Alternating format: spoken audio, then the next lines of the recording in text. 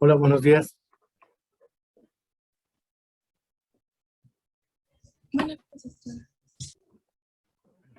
Creo que ni me escucha.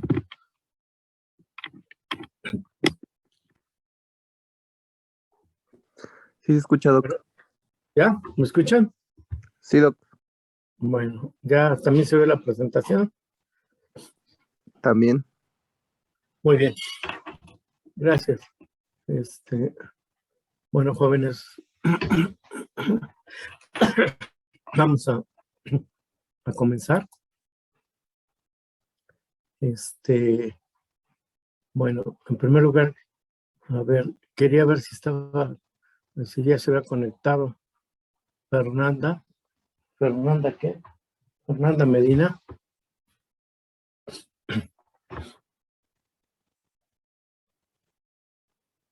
O también Denise, ¿qué? Denise García.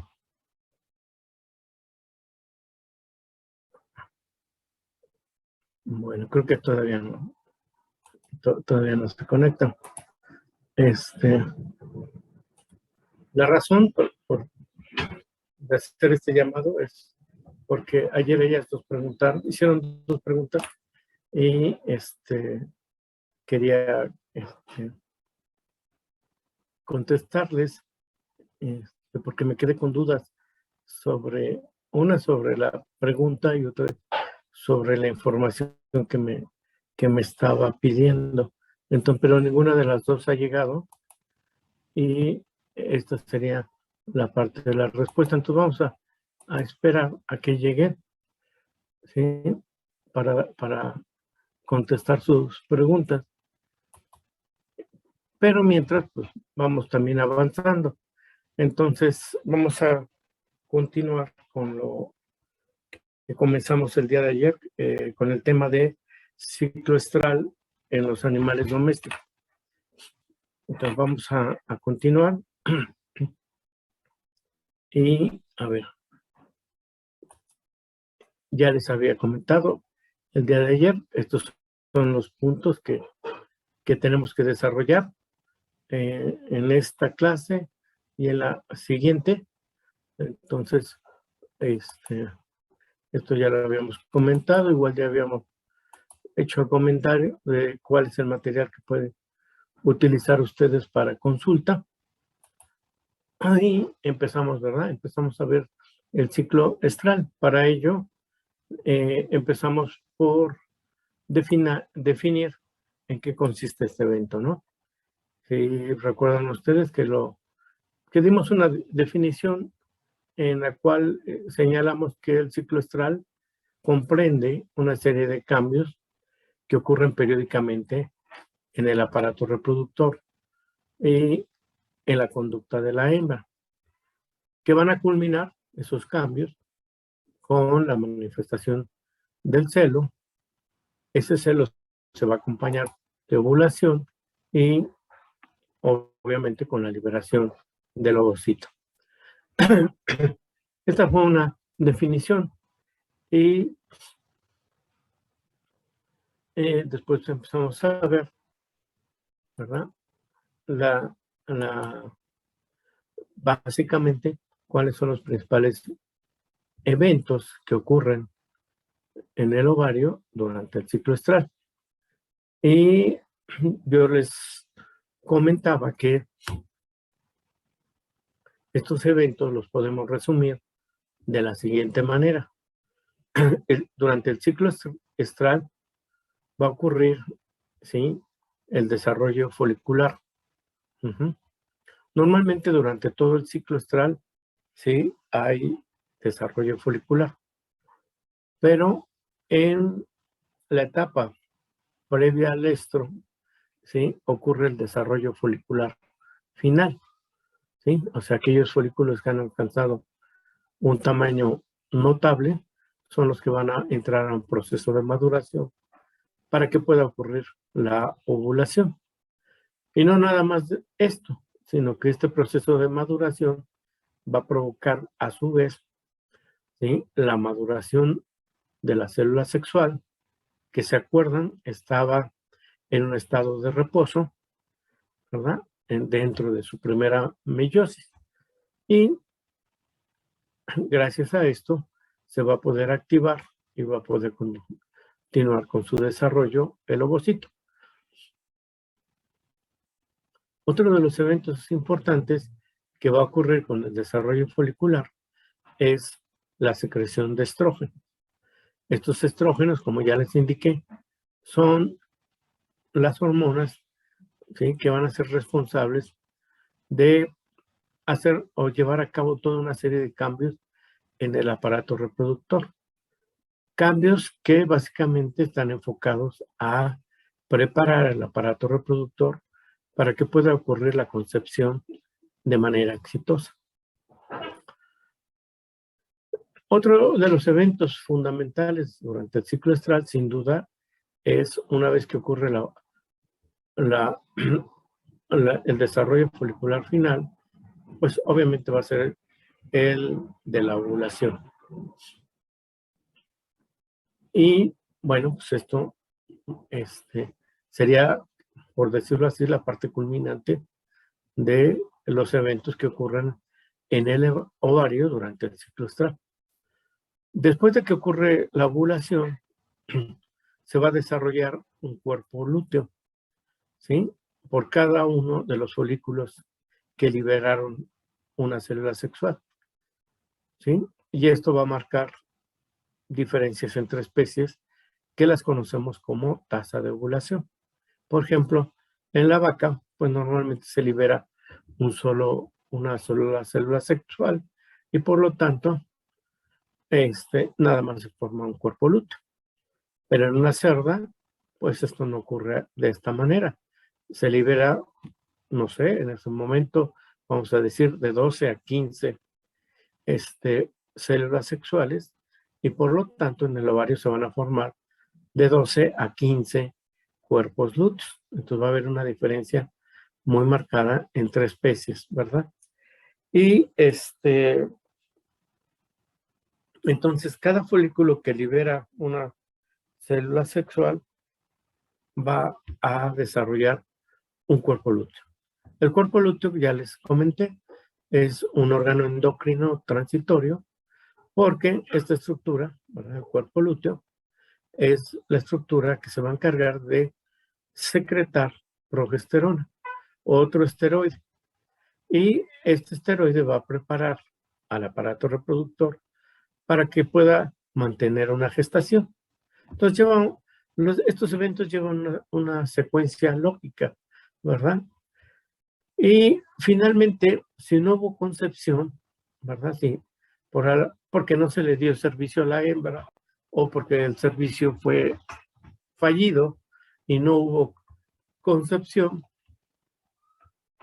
pues el cuerpo lúteo o los cuerpos lúteos tienen que sufrir un proceso de regresión o luteólisis, ¿verdad? Y básicamente ese proceso va a llevar a la pérdida de la función del cuerpo lúteo. Al perder la función del cuerpo lúteo, dejará de producir progesterona. Y de esta manera, ¿verdad?, se cerraría el ciclo y volveríamos nuevamente al punto inicial. Mientras que la hembra, ¿verdad?, no quede gestante, esto se va a estar repitiendo. Bien. Ayer nos quedamos en lo siguiente. Yo les comentaba que existen diferentes nomenclaturas, ¿sí?, para clasificar o para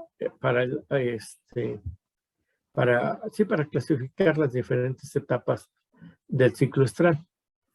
Ahí les comentaba la nomenclatura que clasifica el ciclo estral dependiendo si el animal está en celo o no, y es el animal, entonces el ciclo estral se divide en dos etapas, estro y diestro.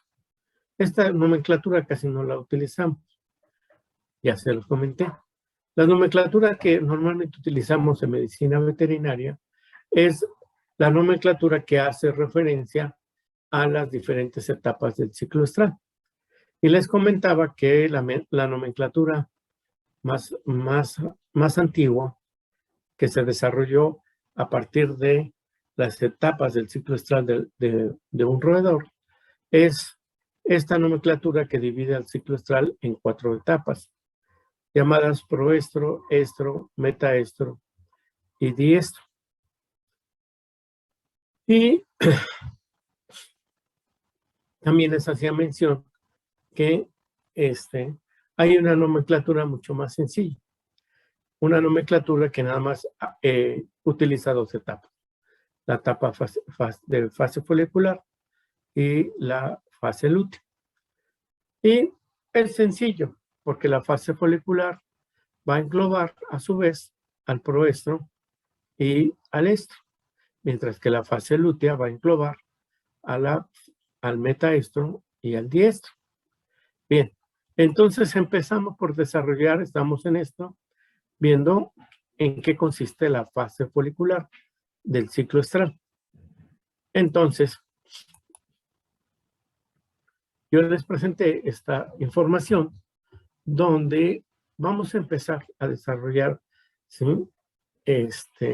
los cambios que ocurren durante el ciclo estral, principalmente enfocándonos a los cambios que ocurren en el ovario. Entonces, en el ovario, vamos a dividir el ciclo estral, considerando los cambios ováricos, en 2 etapas o en 2 fases, que son la fase folicular y la fase lútea. Entonces vamos a empezar con la fase folicular. Ayer comenzamos con esta fase. Yo les comentaba que esta fase es una fase que dura aproximadamente o abarca una tercera parte del ciclo estral. La fase más larga del ciclo estral es la fase folicular, que abarca aproximadamente 2/3 partes de lo que corresponde al ciclo estral. Entonces, en la fase folicular, ¿sí?, es una fase que abarca o que comprende desde el momento en que el cuerpo lúteo pierde función, ¿verdad? Pierde su función y deja de producir progesterona, ¿sí?, a proceso que le llamamos regresión o luteólisis, ¿verdad? Y desde ese momento inicia nuevamente una fase folicular hasta que ocurre la ovulación. Eso es el periodo que abarca la fase folicular. Ahora, el evento más importante durante la fase folicular, como su nombre lo indica, es el crecimiento folicular. Pero añádanle, por favor, esto. Es el crecimiento folicular final. ¿Qué quiere decir esto? Es que los folículos que alcanzan su grado mayor de crecimiento, ¿sí?, van a estar en condiciones de ovular. Y por eso le ponemos crecimiento folicular final. Porque también puede haber crecimiento folicular durante la fase lútea. Únicamente que durante la fase lútea los folículos no llegan a tener un tamaño final, ¿sí? O también les decimos que no alcanzan su madurez final porque hay niveles altos de progesterona y la progesterona inhibe este desarrollo folicular final. Por lo tanto, cuando hay regresión del cuerpo lúteo y cuando bajan los niveles de progesterona, se dan las condiciones para que pueda ocurrir el crecimiento folicular final. Esto que les acabo de explicar es muy importante y quiero que se lo aprendan, ¿sí?, porque lo vamos a estar utilizando. ¿Qué cosa? Que durante el ciclo estral siempre va a haber crecimiento folicular, aún durante la fase lútea. Únicamente que durante la fase folicular, ese crecimiento folicular puede llegar a su estadio final y puede ocurrir la ovulación de esos folículos ya maduros, ¿sí? Al no existir ya un que esté produciendo progesterona y esté inhibiendo su desarrollo folicular final. Eso quiero que lo tengan bien presente. Bueno, entonces, continuando. La fase folicular se divide, ya esto lo vimos ayer, si queremos utilizar la otra nomenclatura, pues ahí estaría la etapa de proestro en primer lugar y después la etapa del estro en segundo lugar, en ese orden. Entonces el proestro, pues obviamente, ¿sí?, abarcaría desde la regresión del cuerpo lúteo y ¿sí?, se acompañaría con la disminución de los niveles de progesterona, ¿verdad? Y esto a su vez va a provocar o va a dar las condiciones adecuadas para que empiece a ocurrir el desarrollo folicular final o también llamado desarrollo folicular preovulatorio, es decir, el que antecede a la ovulación. Cuando esto ocurre, los folículos empiezan a producir estradiol y el estradiol empieza a preparar nuevamente, se lo repito, al aparato reproductor para que pueda haber una concepción exitosa. Entonces prepara todo el aparato reproductor, desde los oviductos hasta los genitales externos, sufren cambios debido a los niveles altos de estradiol. Y todos esos cambios están enfocados a que la hembra pueda lograr la concepción. Después del proestro, ¿verdad? Sí, la siguiente fase es la fase del estro, que es una fase interesante porque es la fase donde se da la receptividad sexual de la hembra. La hembra va a permitir la monta y cópula solamente durante esta fase. Fuera de esta fase no permite, ¿verdad?, ese contacto con el macho. Si el macho se acerca, ¿verdad?, normalmente, si no está en celo, o se va a separar, se va a quitar, o le va a tirar una patada, si es una yegua seguramente, o lo va a tratar de morder si es una perra, etcétera. Depende de la especie. Solamente durante la etapa del estro va a aceptar o se vuelve receptiva al macho. Y en esta etapa, en este estro, ocurre el evento primordial del ciclo, que es la ovulación.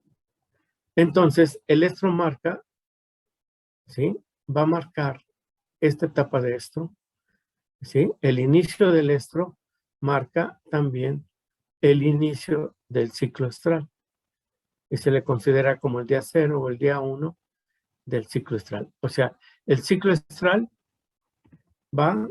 inicia el primer día en que la hembra manifiesta celo y va o abarca hasta el siguiente celo. El ciclo menstrual abarca desde, desde que, por ejemplo, una mujer, ¿sí?, inicia su menstruación hasta la siguiente menstruación, ¿verdad? Entonces, son, ¿cómo se llama? Dos cosas, importantes. ¿Cuándo empieza el ciclo estral? Al iniciar el celo. ¿Cuándo empieza el ciclo menstrual? Al iniciar la menstruación. ¿Queda claro? Bueno, ahorita que... Sí, doctor, gracias. Sí, ahorita que, antes de iniciar, nada más, ya vi que ya está, Denise, ¿te puedes conectar? Sí, doctor, estoy conectada. ¿O a qué se refiere? Sí, abrir tu micrófono, perdón. Ah. ¿Cuál fue tu pregunta ayer? Me quedé después de clase con la duda. Si me habías preguntado sobre lo de... menarquia o si era menopausia. Porque creo que... No, de la menarca, doctor. No, de la menopausia. Bueno. No, de esa no. No, entonces la respuesta no es correcta. Entonces me quedé con la duda y dije, no, esto lo tenemos que aclarar porque tiene que quedar bien. Miren, aquí les traigo la definición de algunos términos que se utilizan sobre todo en relación a el ciclo menstrual. Obviamente se utiliza en la mujer, en algunos primates, etcétera. Hay primates que presentan ciclo menstrual, se los aclaro, y hay primates que presentan ciclo estral. Entonces, hay de los dos. Hay primates con ciclo menstrual y hay primates con ciclo estral. Bien, entonces, el término, hay 4 términos que pueden ser confusos, ¿sí? Y son estos 4 que ustedes están viendo. Es el de menstruación, ¿sí?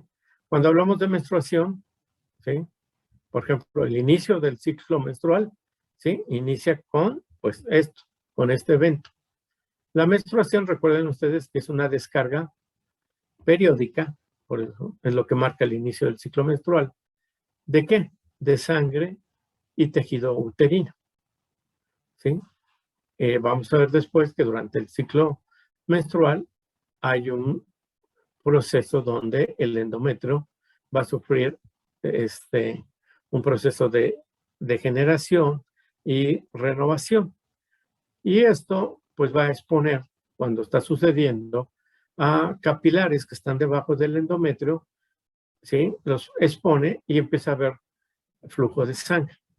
Este flujo de sangre y de este tejido, ¿verdad? Forma algo que le conocemos con el nombre de menstruo. Y ese menstruo se elimina aproximadamente cada 28 días en la mujer y marca el inicio de su ciclo menstrual, ¿sí? Este evento empieza desde la pubertad y abarca hasta la menopausia. Y obviamente, mientras la hembra, en este caso la mujer, no esté gestante, ¿sí? Aclaración: nuestras especies domésticas, ninguna de nuestras especies domésticas presenta este fenómeno de menstruación. Presentan solamente 2 especies, que es la perra y la vaca. Durante el ciclo estral presentan flujo sanguíneo, ¿sí? Pero ese flujo sanguíneo no corresponde a una menstruación. Entonces, nuestros animales domésticos no tienen menstruación. Primer punto. Segundo, creo que ya se los había comentado, pero si no, bueno, la menarquia o menarca, como quieran llamarle, es el término que se usa para referirnos a la primera menstruación o al primer periodo menstrual. Pues, por decirlo así, cuando el animal, bueno, vamos a llamar los primates, ¿verdad?, que presentan ciclo menstrual, ¿sí?, alcanzan su pubertad. Entonces, la pubertad se caracteriza porque hay, ¿sí?, esa primera menstruación o menarquia o menarca. La otra, el otro término, es el de menopausia, ¿sí? La menopausia es la pérdida de la capacidad reproductiva de la mujer al cesar la actividad ovulatoria y menstrual.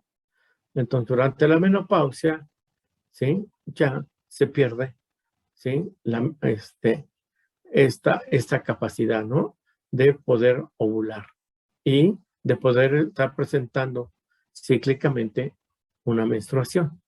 A esto se le llama menopausia.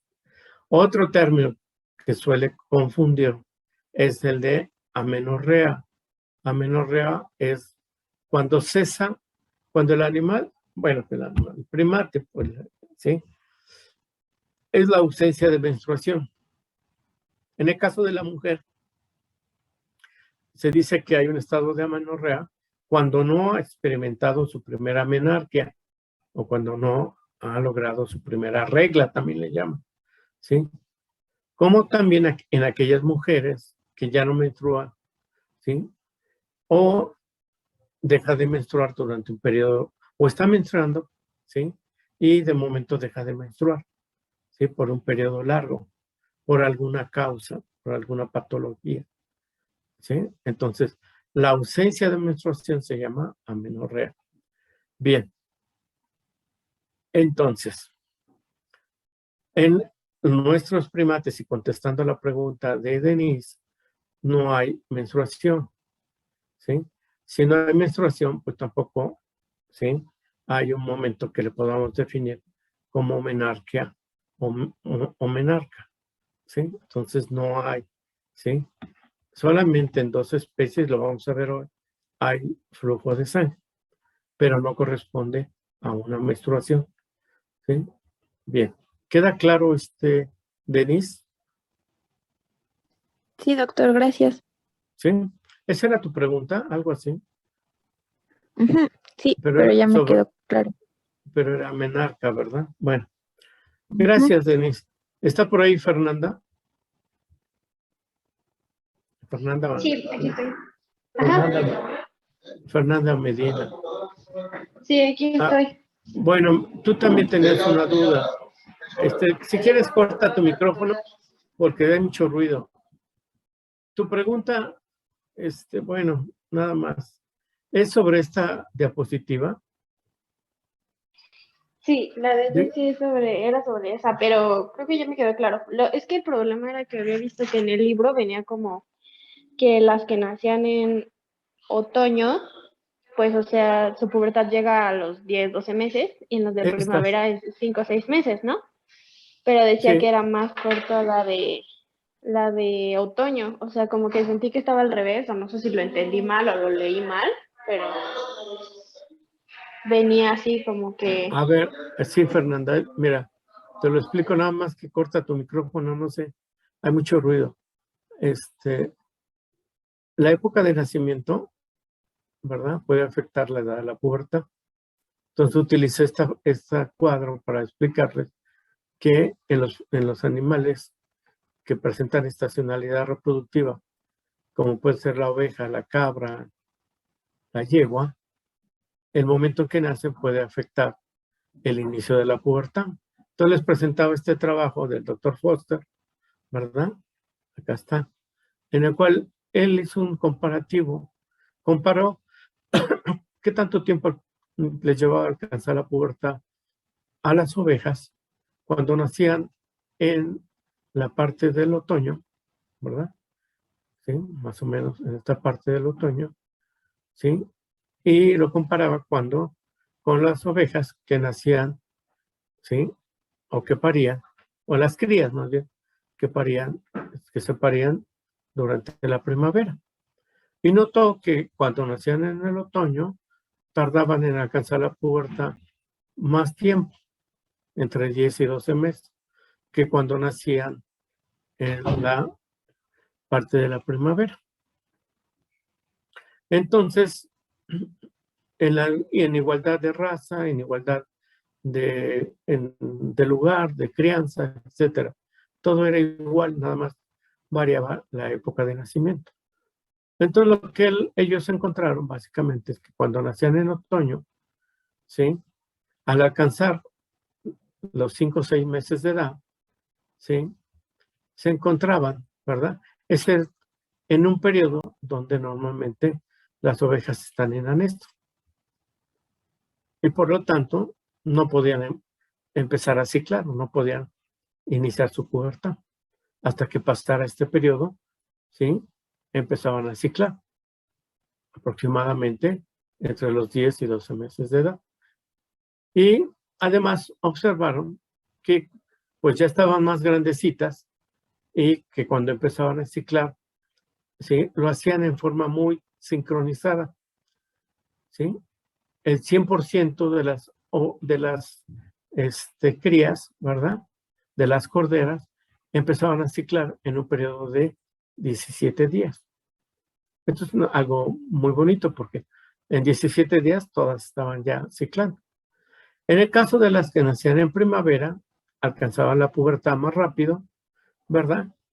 Y empezaban entonces a ciclar entre los 5 y 6 meses, ¿sí? Pero lo hacían en forma menos sincronizada. Les llevaba casi 3 ciclos estrales, que es lo que dura el ciclo estral de la oveja, ¿sí? En empezar a ciclar. Y no lo hacían todas, lo empezaban alrededor del 87%, 88%. Entonces, aquí tenían en contra, ¿verdad? Lo que es la edad. Son pequeñas todavía, ¿no? A eso me refería, Fernanda. ¿Queda claro? Ah, ok, sí, ya quedó claro. Muchas gracias. De nada. Bueno, despejadas las dudas, y perdón por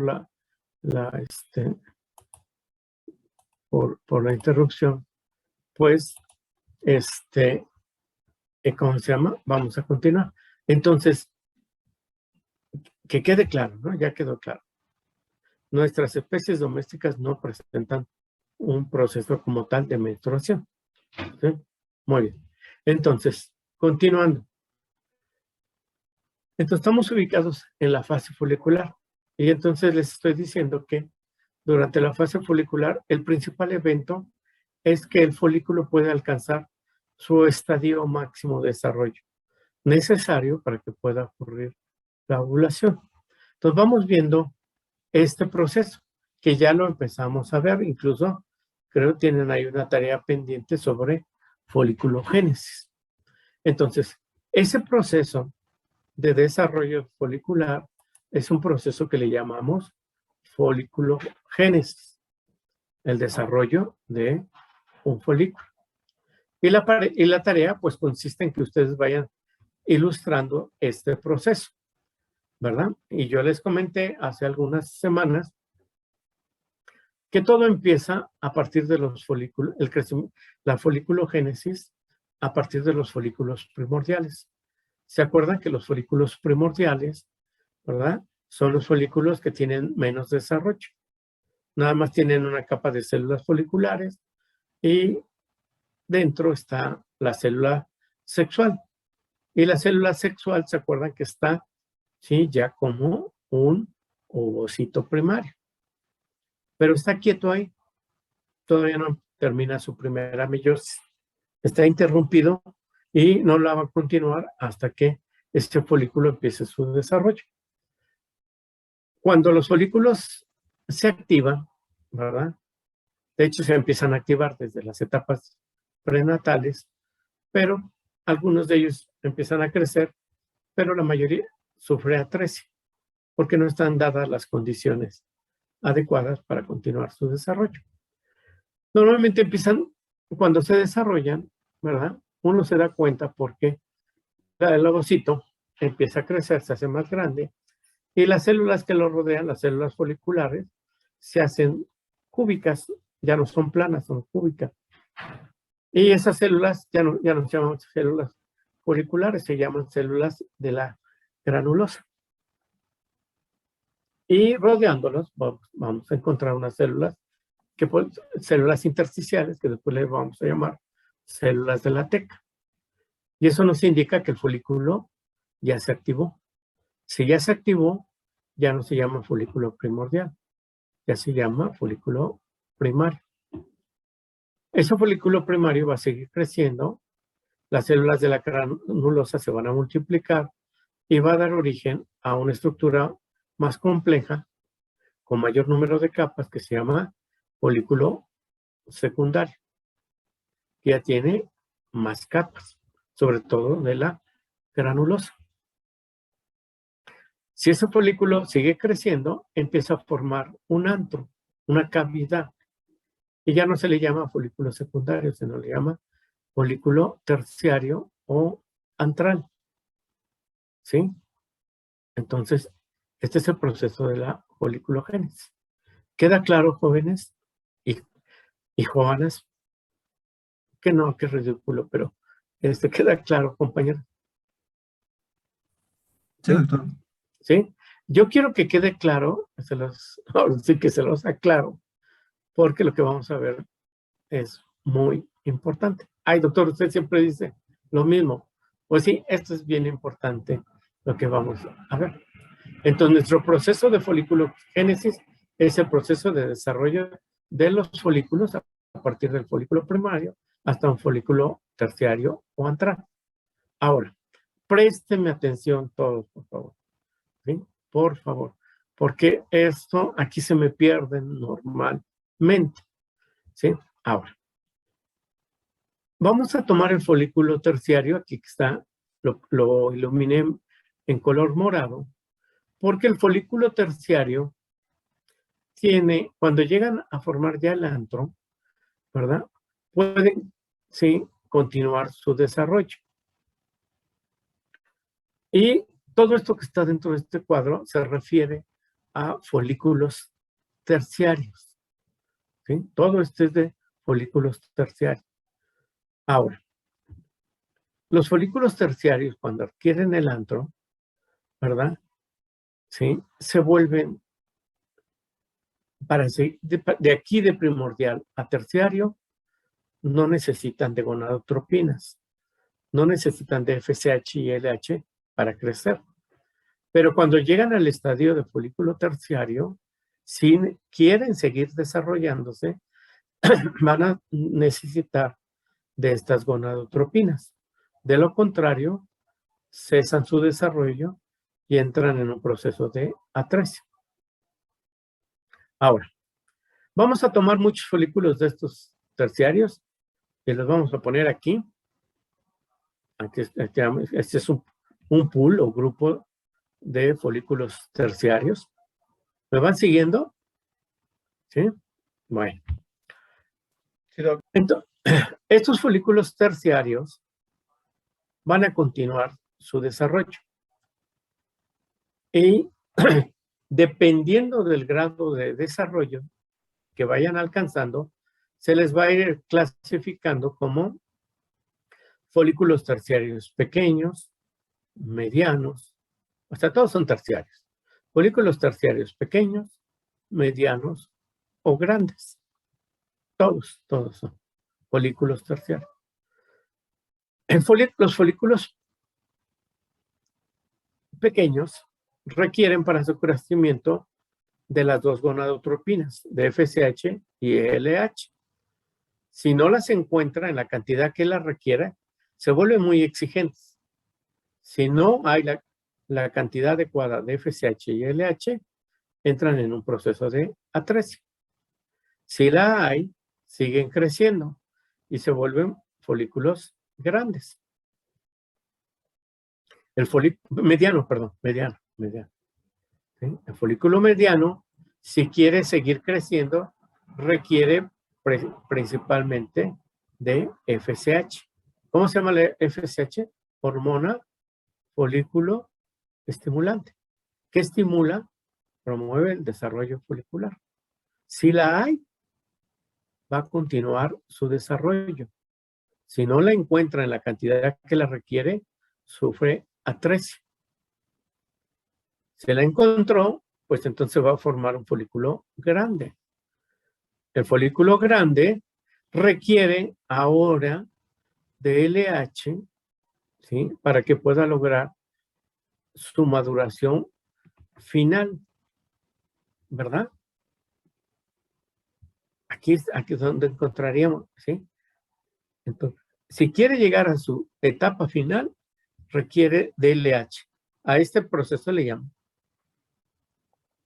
LH necesaria para la maduración final del folículo y que se convierta en un folículo preovulatorio.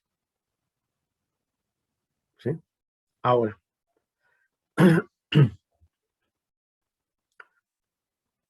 los que han estudiado esto han dividido este proceso de los folículos terciarios en etapas. ¿Sí? Recordemos entonces, los folículos terciarios todos se vuelven dependientes de gonadotropinas. Aquí me faltó LH, ¿verdad? Dependiente de gonadotropinas, FSH y LH. Bien. Los estudiosos de este proceso dividieron el proceso de la siguiente manera.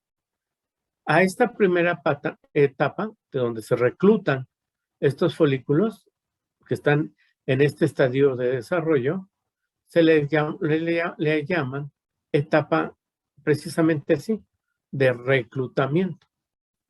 Entonces, se reclutan, ¿sí? Por ejemplo, aquí tenemos 2, 4, 6, 7 folículos.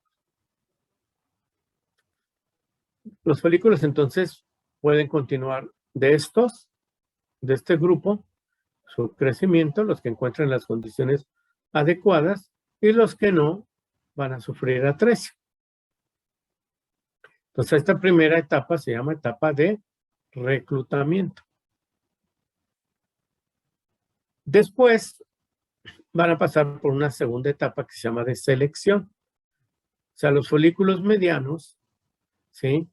Va a haber folículos que sean seleccionados para continuar su desarrollo y otros, ¿sí? No son seleccionados y sufren atresia. Hagan de cuenta que estamos hablando aquí de una vaca. Una vaca normalmente ovula un solo folículo y una sola célula sexual, ¿sí?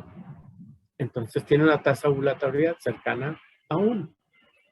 Entonces, normalmente cuando recluta a más de 1, pero no necesita más que 1. Por eso tiene que entrar a una etapa de selección. Y ahí, después de esta etapa de selección, se va a reducir el número de folículos, ¿verdad?, que continúan su crecimiento. Estos folículos que pasaron por esa etapa de selección, ¿sí?, se convierten en folículos que les llamamos folículos dominantes, que tienen dos características. Tienen mayor tamaño, ¿verdad?, y producen mayor cantidad de esto que está aquí, se llama estradiol. Los folículos pequeños producen poco estradiol, después va aumentando en los medianos, y los que producen mayor cantidad de estradiol son los folículos dominantes. Estos folículos dominantes, pues si encuentran las condiciones adecuadas de LH, seguirán creciendo. Si no, van a pasar por un proceso de atresia. Bien, entonces el folículo llega a su estadio final, a un estadio preovulatorio. Ahora, aquí pongan otra vez mucha atención. Este ya está listo para ovular. Aquí está su célula sexual, aquí donde está el indicador, ¿sí? Y ya está listo para ovular. Este folículo empieza a producir cantidades importantes de estradiol, que le permiten 3 cosas. 1, preparar al aparato reproductor para que haya una concepción exitosa. 2, ¿sí?, lo que, aparte de esto, van a modificar la conducta del animal, ¿verdad?, para que se vuelva receptiva al macho, para que entre en una etapa de estro. Y 3, ¿qué más? Pues estos folículos, este estradiol, perdón, empieza a retroalimentar, pero empieza a retroalimentar positivamente. ¿A quién retroalimenta positivamente? Al hipotálamo. ¿Para qué? ¿Verdad? El centro de secreción, vamos a tomar el centro de secreción cíclica, se active. Recuerden que el centro de secreción cíclica, ¿sí?, funciona por retroalimentación positiva. ¿Quién da esta retroalimentación positiva? El estradiol. Y esta retroalimentación produce una descarga de GnRH, y la descarga de GnRH produce una descarga de LH.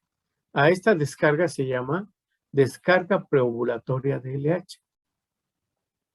Y esta descarga es necesaria para que ocurra la ovulación, como lo vamos a ver a continuación. ¿Hay alguna duda? ¿Hay alguna pregunta antes de continuar? No, doctor. ¿Vamos bien? Bien. Entonces,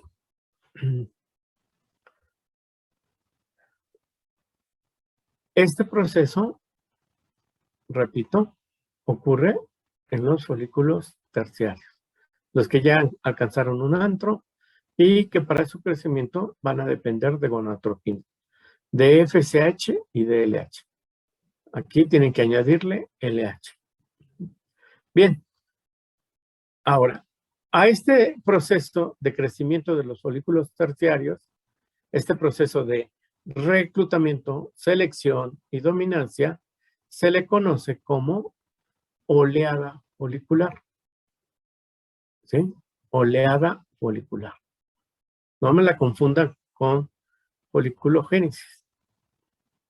La oleada folicular es el proceso de crecimiento de los folículos terciarios que van a pasar por una etapa de reclutamiento, selección y dominancia. Y a este proceso de crecimiento se le llama oleada folicular. O sea, ¿quiénes pueden entrar a la oleada folicular? Nada más los folículos que están en este estadio. Bien. ¿Quedó claro? Ahora vamos a pasar y vamos a juntar ya diferentes conceptos. Para ello vamos a utilizar una figura, ¿verdad? Que nos va a ayudar, yo espero.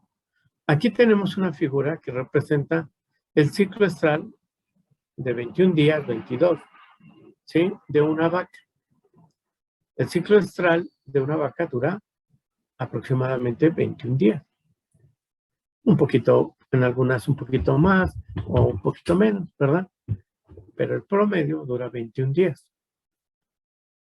Y aquí tenemos las diferentes fases del ciclo estral que les he estado ya comentando. Estamos aquí, en la fase folicular. Aquí estamos nosotros. ¿Sí? Entonces, esta fase folicular abarca, ¿se acuerdan? Estas dos etapas, proestro y estro. Y ahorita estamos concretamente aquí, en la etapa de proestro. La etapa más larga del ciclo estral les comenté que es la fase lútea, ¿verdad? Que comprende el metaestro y el diestro. Bueno.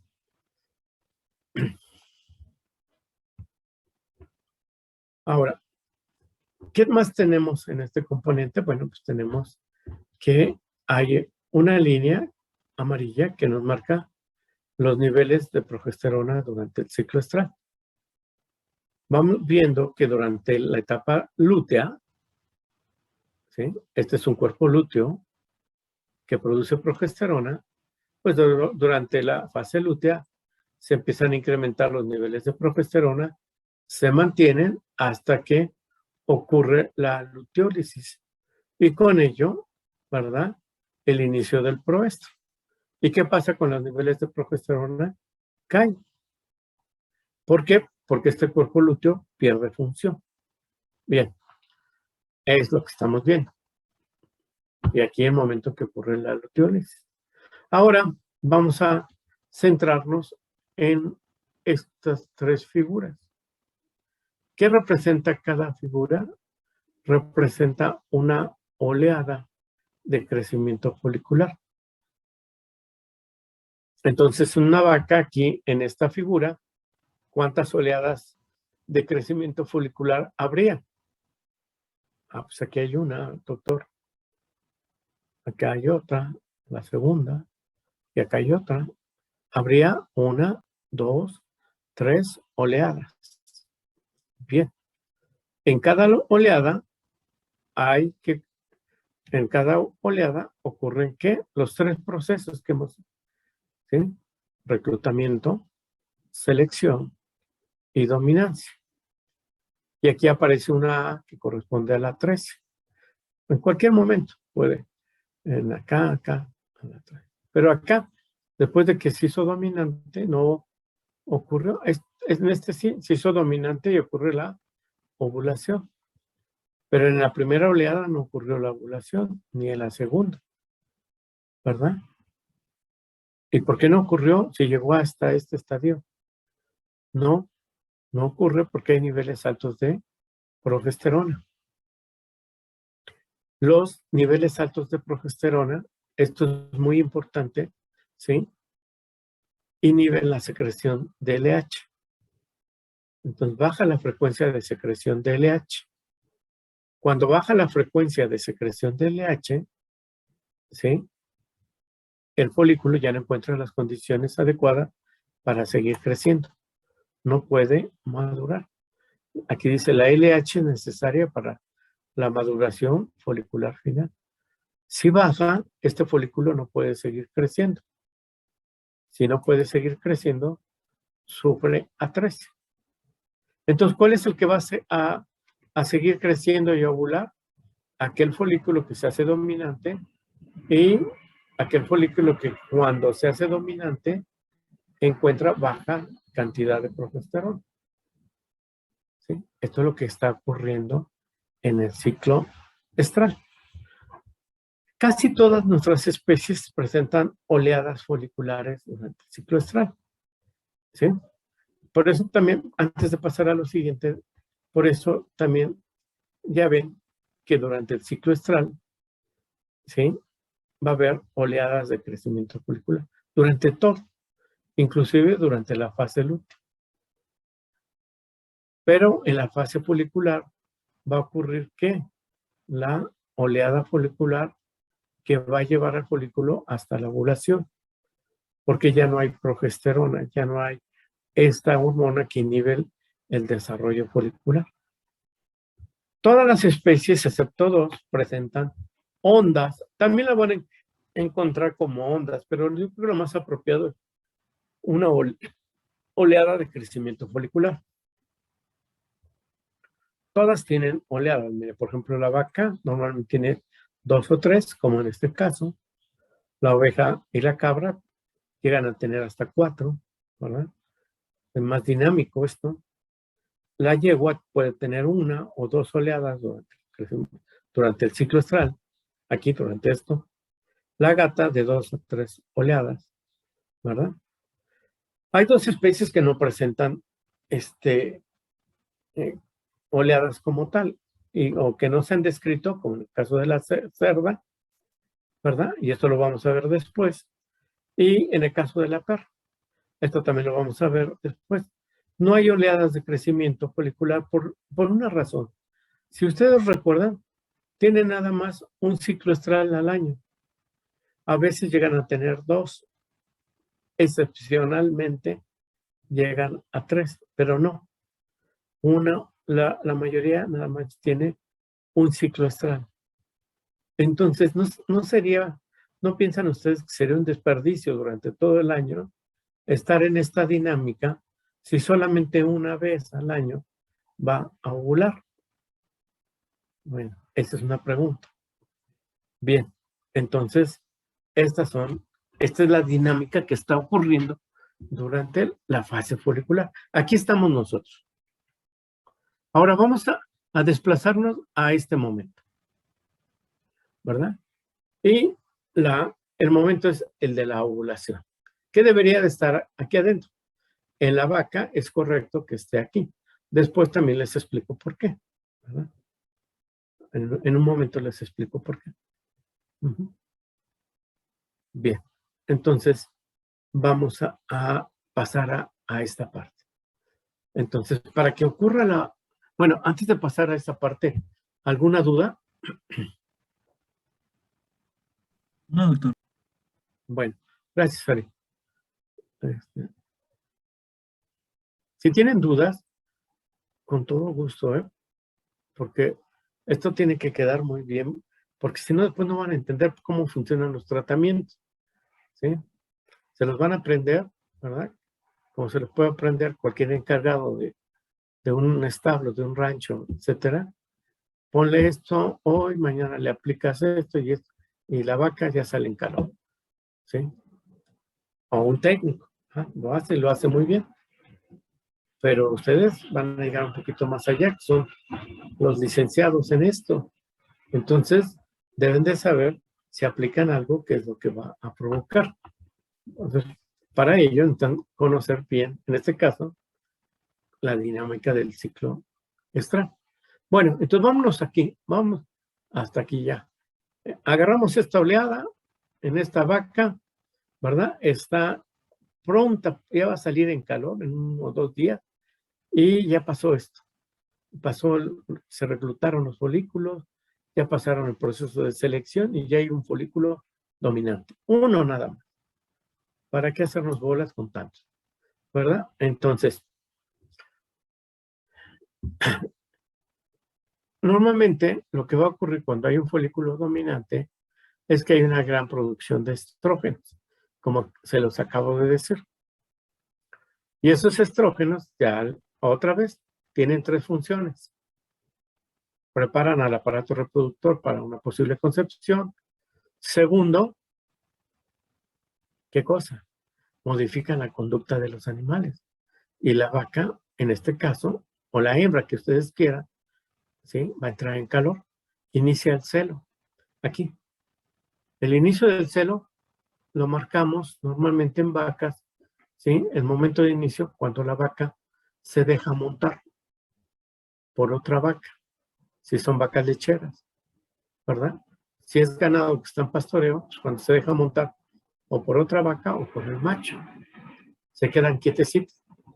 Esto marca el inicio del celo. Y entonces marca el inicio de la siguiente etapa. Entonces la siguiente etapa es la etapa del estro, celo, calor. Entonces marca ese inicio de esta. Entonces nos encontramos aquí.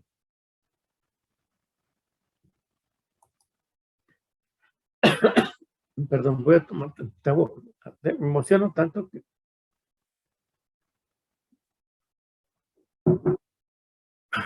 Bien, entonces nos encontramos aquí. Entonces el folículo, miren aquí qué belleza de fotografía. Un folículo dominante. Qué cosa tan maravillosa. Véanlo, qué foliculote. Ya proyectó sobre la superficie del ovario, que es esta, la menos rosada. La rosada es un folículo. Y está en un momento maravilloso. Es una foto donde está captando el momento preciso en el que está ocurriendo la ovulación, la liberación de la célula sexual. Bien, entonces este folículo grande cambia, modifica la conducta del animal. Prepara su aparato reproductor por si hay una posible concepción. Pero además, y se los acabo de decir, retroalimenta positivamente al hipotálamo y específicamente al centro de cíclica de GnRH para que ocurra una descarga de GnRH. Esa descarga de GnRH va a producir en la adenohipófisis una descarga abrupta de LH, ¿sí? En un corto tiempo. Si lo pudiéramos graficar, aquí tendríamos el inicio del celo, aquí tendríamos horas, me dio mucha flojera poner esto, ¿sí? Horas, ¿verdad? Pero aquí serían las horas. Y si estuviéramos monitoreando los niveles de LH, casi al iniciar el celo, se elevan en forma considerable y en corto tiempo vuelven a disminuir. A esto le llamamos descarga preovulatoria de LH, porque es una descarga que antecede a la ovulación. Después de que ocurre la descarga, que se da sobre todo al inicio del celo, aproximadamente en la mayor parte de las especies domésticas, 24 o 36 horas después estará ocurriendo la ovulación. Es decir, que esta descarga de LH es la que va a desencadenar la ovulación. ¿Sí? Entonces, no le hagan caso a lo de abajo. Entonces, esta descarga abrupta, así, abrupta, es la palabra aquí, abrupta, ¿verdad? Se presenta en la vaca, en la oveja, en la cabra, en la cerda, ¿verdad? Y en la gata. Todas presentan esa descarga. En la gata nada más hay que hacerla, ahorita puntualizar, que esta descarga, ¿sí? La magnitud de esta descarga en la gata va a depender sobre todo del número de cópulas. Entre más cópulas, mayor o más intensa será esta descarga. En términos de esto, sería más arriba o más abajo. Bien, hay dos especies, la yegua y la perra, que no presentan esta descarga abrupta. Hay una descarga también de LH. También hay una descarga.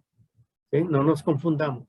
En todas hay descarga, pero en la perra y en la gata, ¿sí? No se parece.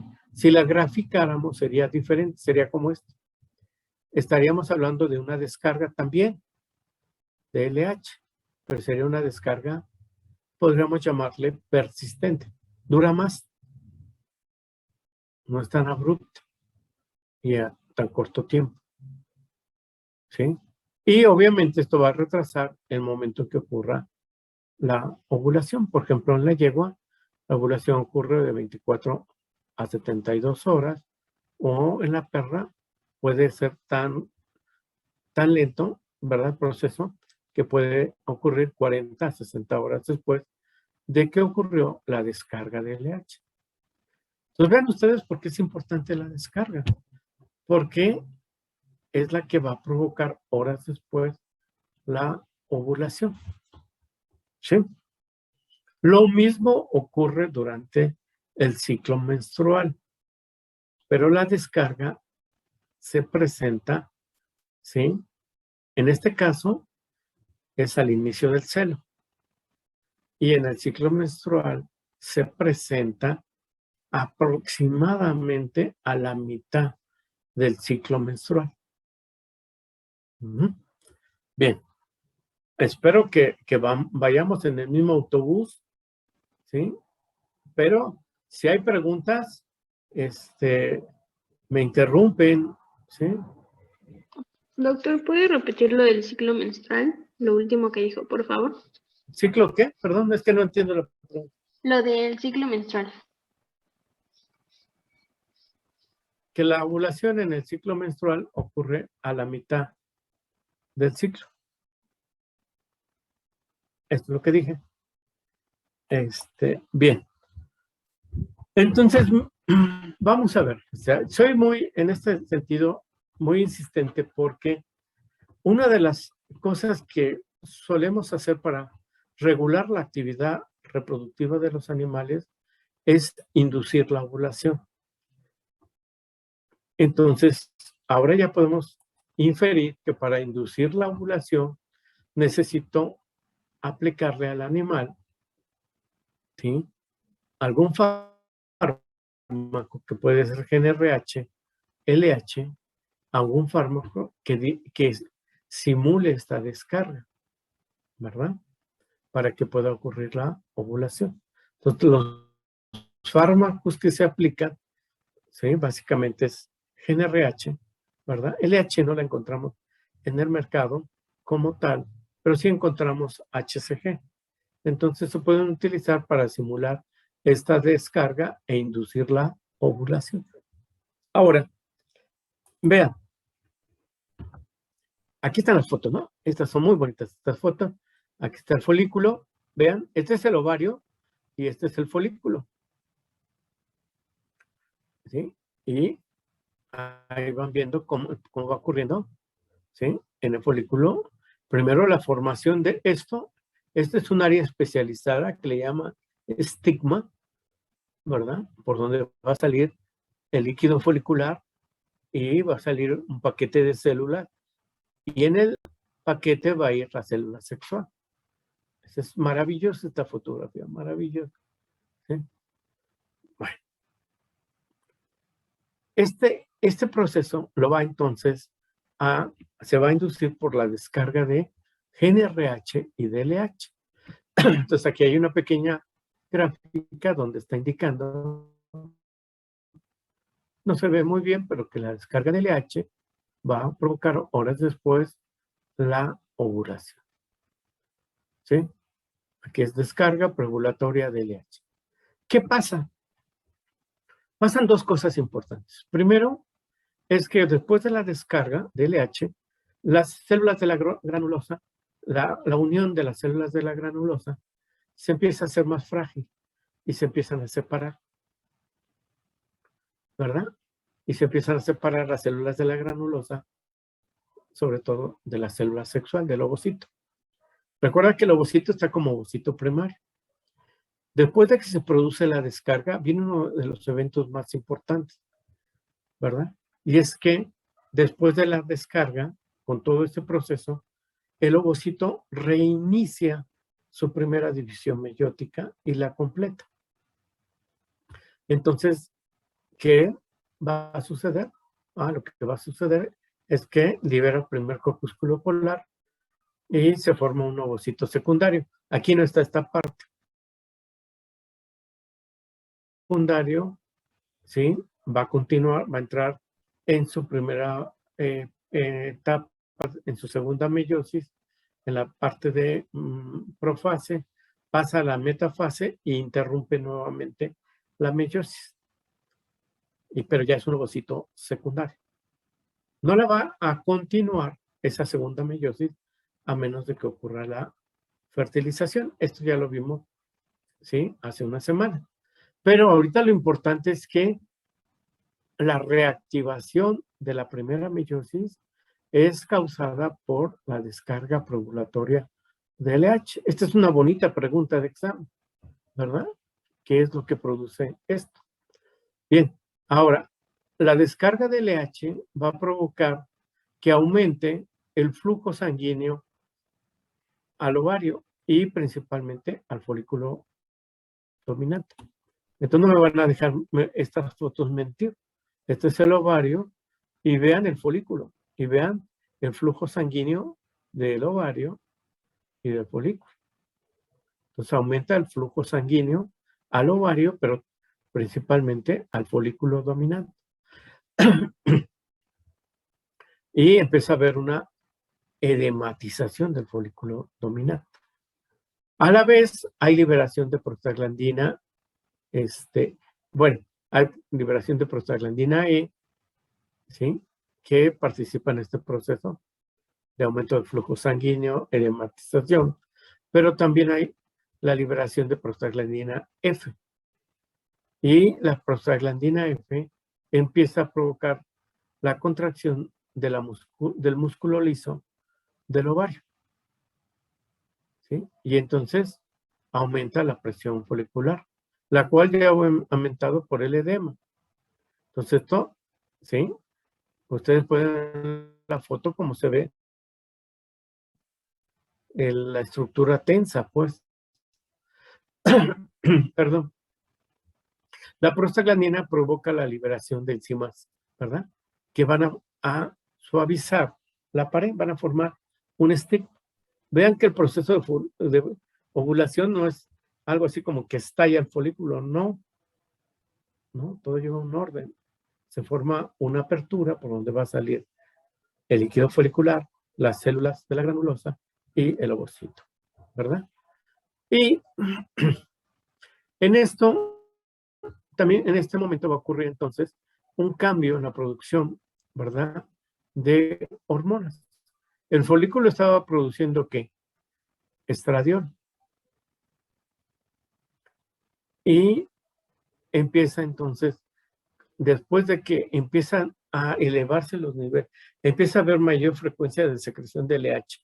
Y después de la descarga de LH, o sea, empieza a aumentar la frecuencia y después viene la descarga. O sea, empiezan a aumentar los niveles de LH, empieza a haber luteinización de las células que se quedaron aquí adentro de las células de la granulosa. Se empiezan a luteinizar y empieza a producirse progesterona. ¿Sí? Entonces, la progesterona estimula la actividad de la colagenasa, la cual participa en el suavizamiento de esta pared para que se hace muy suave y se rompe. Y de esta manera ocurre la ovulación. ¿Alguna duda? ¿Algún comentario?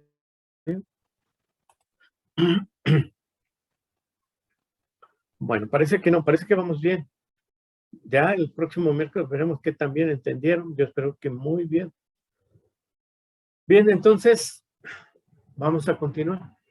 Es un proceso, ¿a poco no es interesante esto? ¿Sí? Hasta por cultura general, tanto para los compañeros como para mis compañeras que dominan el grupo, ¿sí? Es importante que conozcan esto, ¿sí? estos procesos, ¿sí? Por eso les voy haciendo algunas indicaciones con el ciclo menstrual. Bien, entonces vamos a pasar.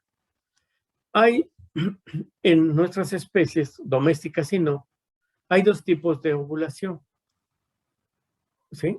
Hay la ovulación que se llama espontánea, en la cual la ovulación va a ocurrir, ¿sí?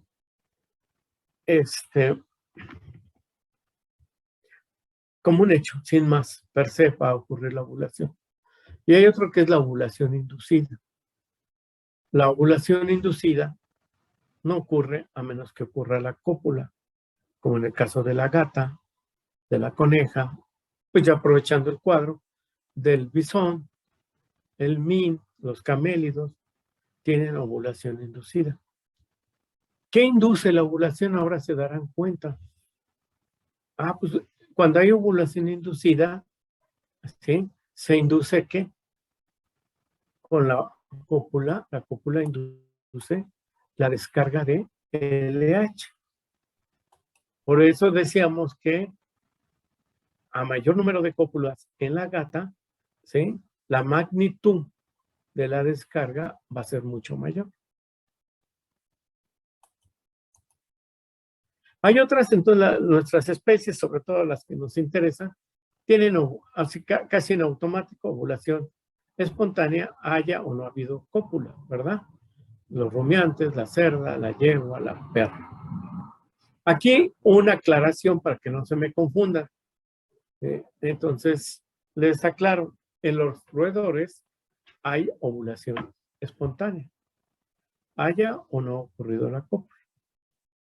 Pero la formación del cuerpo lúteo, lo que viene después, ¿sí? La formación del cuerpo lúteo, ¿sí? Es inducida por la cópula. O sea que si no hay cópula, no se desarrolla el cuerpo lúteo y en este caso, la rata, el ratón, entran inmediatamente, no forman un cuerpo lúteo, vean, no pasa por fase lútea y vuelven a entrar a una etapa de proesto. Vean la capacidad que tienen para poderse reproducir. Entonces, acortan camino. No hay cuerpo lúteo, vuelven a entrar, ¿sí? Es igual que, bueno, parecido. En la gata, si no hay cópula, no hay ovulación, ¿verdad? Entonces, si no hay ovulación, pueden entrar también a una etapa nuevamente de proesto, ¿verdad? Nuevamente. Entonces, recuerden, hay estos dos tipos de ovulación, inducida y espontánea. Otra cosa importante en relación a la ovulación es lo referente a la tasa de ovulación. ¿Cuántas células sexuales se liberan? Pues va a depender de la especie. En el caso de la vaca y la yegua, normalmente la tasa, vamos a llamarle promedio o rango, para la vaca y yegua es el promedio más o menos de 1. Ya tienen una tasa de ovulación más grande la oveja y la cabra, que está entre 1, 2 y 2 y 3. Aumenta la tasa de ovulación en la gata, en la perra, depende mucho de la raza, ¿verdad? Y la campeona, la que tiene la mayor tasa de ovulación dentro de nuestras especies domésticas, indudablemente es la cerda, ¿verdad? Vean aquí, estos son los par de ovarios de una cerda. Vean cuántos folículos, ¿sí? Hay en crecimiento, comparado con el ovario, por ejemplo, de una vaca. Obviamente que esta dinámica va a llevar a tener una mayor tasa de ovulación. Bien, entonces con esto terminamos la fase folicular. Y en resumen, entonces, en la fase folicular es el periodo en el que ocurre la maduración folicular. No les voy a admitir, si me ponen maduración, sí. Entonces, pero nada más, si me ponen en la etapa donde ocurre el desarrollo folicular, se las voy a poner mal, porque el desarrollo folicular puede ocurrir en cualquier etapa del ciclo estral, durante todo el ciclo. Durante la fase folicular ocurre, ¿sí?, la maduración folicular final, el estro y la ovulación. Entonces, si les pido una definición, me van a dar esta definición. Y estos son los eventos que hemos visto, ¿no? Estos son los eventos que hemos visto, ¿sí? Durante la etapa de proestro hay este desarrollo folicular final, ¿verdad? Y este desarrollo folicular final produce un incremento en el número de estrógenos, ya se los expliqué, que retroalimenta positivamente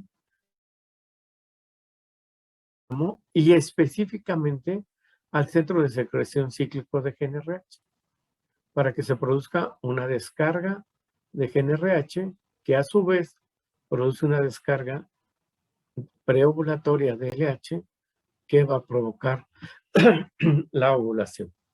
Entonces, con eso cerramos la fase folicular. ¿Queda claro? Doctor. Sí, doctor, quedó claro. Perfecto, Oscar. Muy bien.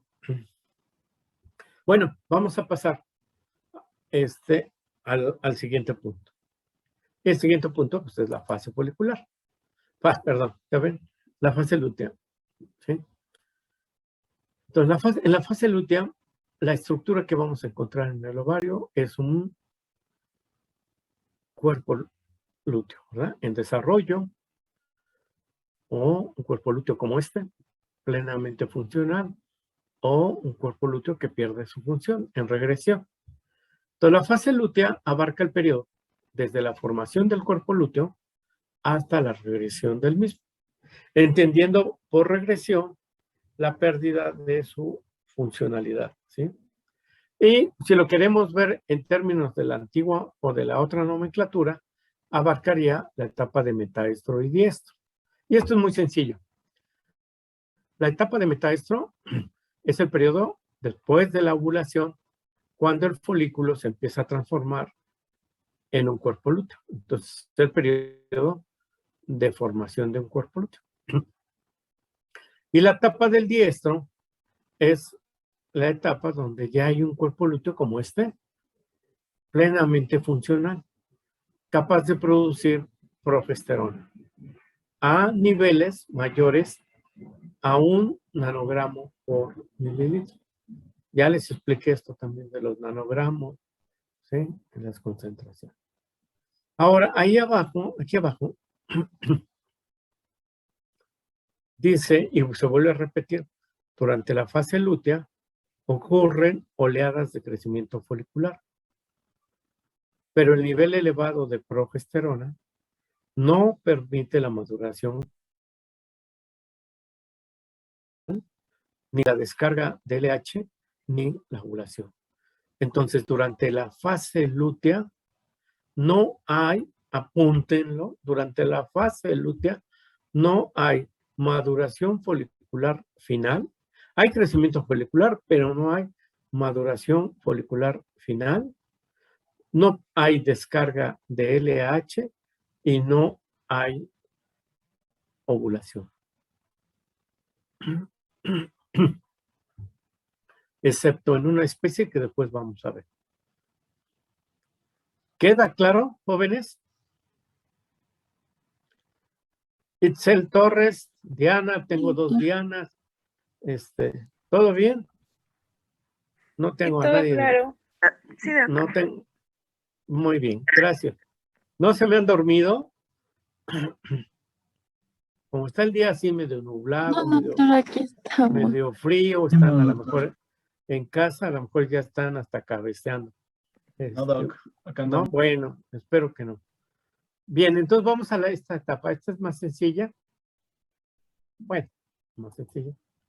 Y entonces durante la fase lútea ocurre, y durante el metaestro, la formación del cuerpo lúteo. El cuerpo lúteo, es un órgano endocrino porque produce progesterona. Entonces, ¿se forma a partir de qué? Del folículo maduro. Entonces aquí tenemos una secuencia muy bonita, ¿sí? De cómo va ocurriendo esto. Este es el folículo maduro.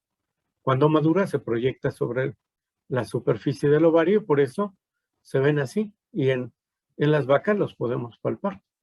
En las yeguas también podemos palpar los folículos.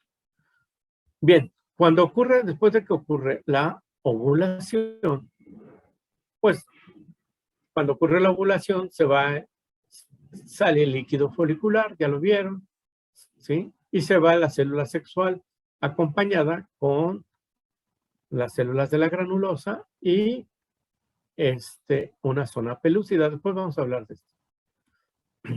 ¿Y qué quedan aquí? ¿Se acuerdan que había células de la granulosa, una membrana basal y por fuera células de la teca? Pues esa membrana basal se rompe, se pierde y empiezan a mezclarse las células de la teca con las células de la granulosa. Y esta estructura se empieza a vascularizar. ¿Sí? ¿Se acuerdan que les dije? De descarga ovulatoria aumenta la vascularización. Y se empieza a organizar esta estructura. Al principio es tan vascularizada que se ve, o sea, rojiza. Y se le llama cuerpo hemorrágico. Y es muy suavecito. Ese cuerpo hemorrágico se está organizando. Y apenas empieza a producir poco a poco progesterona. Durante el metaestro empieza a producir progesterona. Cuando ya llega al diestro, ¿verdad? Entonces ya hay un cuerpo lúteo ya bien formado y produciendo progesterona. Ahora, y ya lo vemos, ya no rojizo, ya lo vemos. En algunas especies lo vemos amarillento. Y antiguamente antiguamente eran cuerpos hemorrágicos porque eran rojizos, cuerpos amarillos, ¿sí? Porque eran de ese color, y cuerpos albicans porque eran blancos. Albicans quiere decir blanco, que serían las tres etapas. La de formación, un cuerpo hemorrágico, la de un cuerpo lúteo maduro, amarillo, y un cuerpo lúteo en regresión, o albicans, ¿sí? Es blanco, ¿sí? Ahora, el cuerpo lúteo está formado, entonces se formó por células lúteas, ¿verdad? Y células de la granulosa y células de la teca. Las células, ¿verdad? De la granulosa dan origen a unas células que se van a llamar células lúteas grandes, ¿sí? Se van a diferenciar. Y entre las células lúteas grandes hay unas células también lúteas, pero más chiquitas en tamaño, y son las que se forman a partir de las células de la teca. Entonces, las células de la teca dan origen a las células. Ahora, las células lúteas, independientemente de su origen, ¿sí? Empiezan a producir progesterona. Entonces, los niveles de progesterona van a ir aumentando y se van a mantener hasta que aquí, si no hubo concepción y la especie está todavía en época reproductiva, si es estacional o si continúa, ¿verdad? Entonces, pero si no hubo concepción, hay destrucción del cuerpo lúteo, luteólisis y caída de los niveles de progesterona, y la hembra entra en una etapa de proestro. Si hubo concepción, y esto lo vamos a ver en una sesión especial, este cuerpo lúteo debe evitarse que sea destruido, que pierda su función, para que continúe produciendo progesterona durante parte o toda la gestación y pueda mantener la gestación. Entonces, ahorita no nos toca esto. Entonces, estamos viendo esto de aquí para abajo. ¿Sí? Bien. Entonces, son células lúteas. Las células lúteas grandes en rumiantes, ¿sí? Producen oxitocina y relaxina. En la cerda también se produce a partir del cuerpo lúteo, relaxina.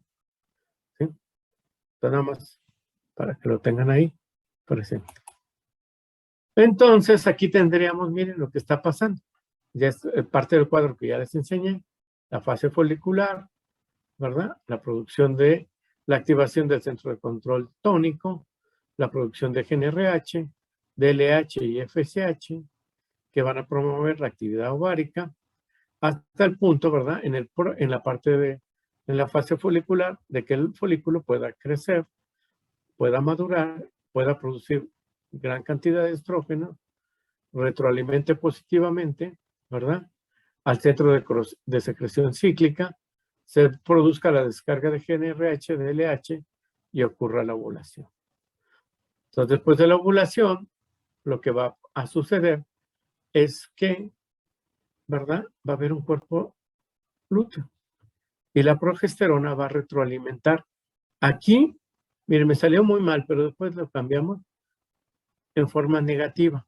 Aquí es positivo. ¿A quién? Al centro de secreción tónica.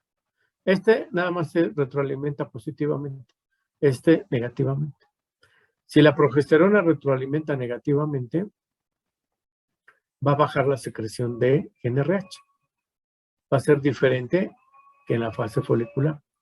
Va a haber una menor secreción de, ¿qué cosa? De GnRH y una menor secreción de LH. Y esto va a provocar que aunque haya crecimiento folicular, no pueda haber maduración, ni ovulación, ni descarga de LH, ni ovulación. Lo que tiene aquí abajo. ¿Ven? Ya en forma resumida. Ya integramos todo el ciclo estral. Fácil, ¿no? Está. Ya nada más para terminar, ¿verdad? Nos faltan dos cosas. La parte final del ciclo estral. Y miren, aquí hay una foto maravillosa. Bueno, todo es maravilloso para mí. ¿Qué sería? Este sería un cuerpo lúteo que está en formación rojizo, ¿verdad? Aquí hay un cuerpo lúteo, ¿sí? Amarillo. Y aquí hay un cuerpo lúteo en regresión. Ya está adquiriendo menos tamaño y una coloración blanquecina. Este es un cuerpo álbica. Este sería el ciclo. Bueno, ¿cómo es que entonces vamos a centrarnos en esta parte del tiempo? ¿Cómo es que este cuerpo lúteo va a perder función y va a entrar en proceso de regresión o de pérdida de función? Bueno, primero les cuento quién va a ser la responsable de la pérdida de la función. ¿Quién va? Vamos a llamarle así, destruir al cuerpo lúteo. La responsable de destruir el cuerpo lúteo es la prostaglandina F2-alfa. La prostaglandina F2-alfa se produce en las células del endometrio en el útero, ¿verdad? En el útero, en las células endometriales, se produce la prostaglandina F2-alfa. El proceso de producción se los comento porque es importante y después vamos a ver su importancia, ¿sí? Y más o menos es, en forma resumida, ¿sí? El siguiente. O sea, ¿cómo es que se liberan prostaglandinas? Bueno, las prostaglandinas se liberan, ¿sí? De la siguiente manera. Cuando los folículos normalmente van a estar produciendo más o menos cantidad de estrógenos. Los estrógenos también tienen receptores a nivel de endometrio. Se unen los estrógenos a sus receptores. ¿Se acuerdan que funcionan dentro de la célula? Y van a promover la formación de receptores, ¿sí? Para oxitocina. Entonces, empieza a aumentar la cantidad de receptores para oxitocina en la célula endometrial. Cuando esto sucede, cuando hay mucha cantidad de receptores, la oxitocina, que proviene de la neurohipófisis o en los rumiantes, ¿verdad? Puede venir también del cuerpo lúteo, pues no importa de dónde venga, ¿sí? Va a encontrar receptores en las células endometriales. Cuando esto sucede, va a desencadenar, se pegan los receptores y va a activar básicamente a esta enzima, a la prostaglandina sintetasa. Aquí nada más le puse PG, prostaglandina sintetasa, que va a convertir el ácido araquidónico en prostaglandina. De esta manera se empiezan a liberar prostaglandina. La prostaglandina, ¿se acuerdan que puede viajar por vía corta, por vía larga, por vía mixta, dependiendo de la especie, y llegar al ovario? Y en el ovario, ¿verdad?, va a actuar sobre el cuerpo lúteo. La acción sobre el ovario, sobre el cuerpo lúteo, va a provocar que el cuerpo lúteo pierda función. Y por lo tanto, los niveles de progesterona se empiecen a disminuir. ¿Cuándo ocurre esto? Al final del diestro. ¿Sí? Y vamos ahora. Estamos aquí, en esta parte. No se me pierda. Aquí entonces, aquí estamos. Aquí está el ovario, ¿verdad? Y aquí está. Aquí ya hay dos células endometriales liberando prostaglandina. Entonces, lo que les comentaba, la prostaglandina pasa, ¿verdad?, por diferente vía, eso ya se los expliqué. Puede ser, ¿cómo se llama? Por una vía corta, una vía larga y una vía, ¿cómo se llama? Mixta. Para pasar y poder llegar al ovario. A esto que estaba explicando. Y producir la lisis o regresión del cuerpo lúteo. ¿Qué es lo que va a pasar aquí cuando llegue al cuerpo lúteo? Esta es una célula lútea, una megacélula lútea.